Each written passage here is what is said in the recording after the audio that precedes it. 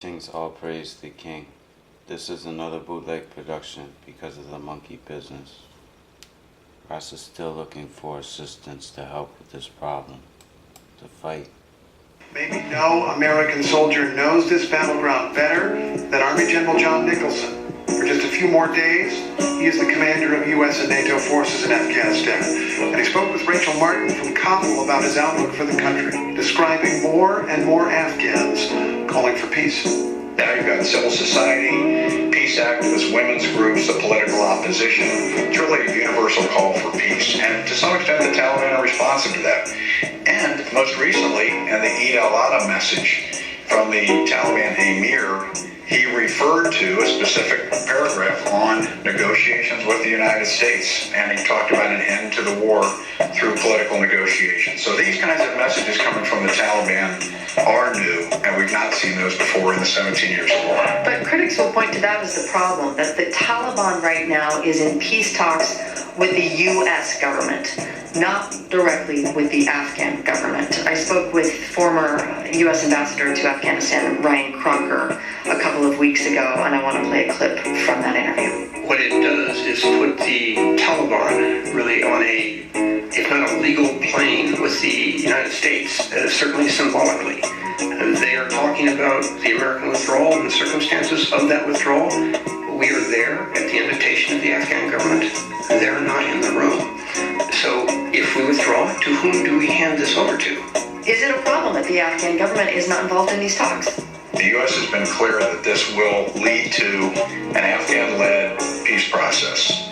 We've been very clear that we are here on a conditions basis. Indeed, I think this is one of the factors that's brought us to this point.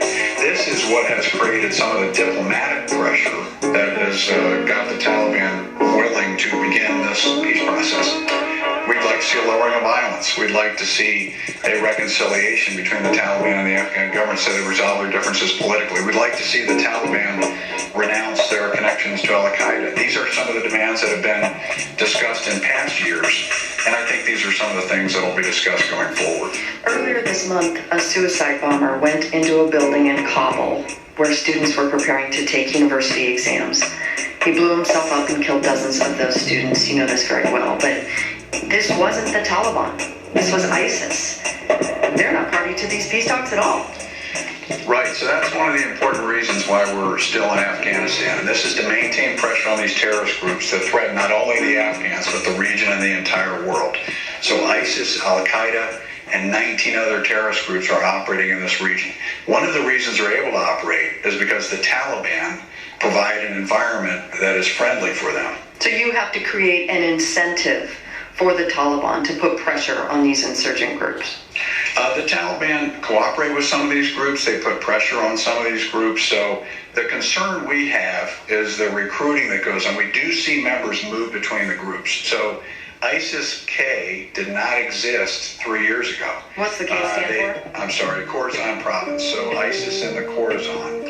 And they recruited from some of these other groups. So the degree to which we can reconcile with these other groups, get them to lay down their arms and rejoin society, reduces the recruiting pool and reduces the environment in which Loving you, girl, I was too blind to see you're letting me go. Now that you've set me free, it's gonna take a miracle. Whoa, it's gonna take a miracle to make me love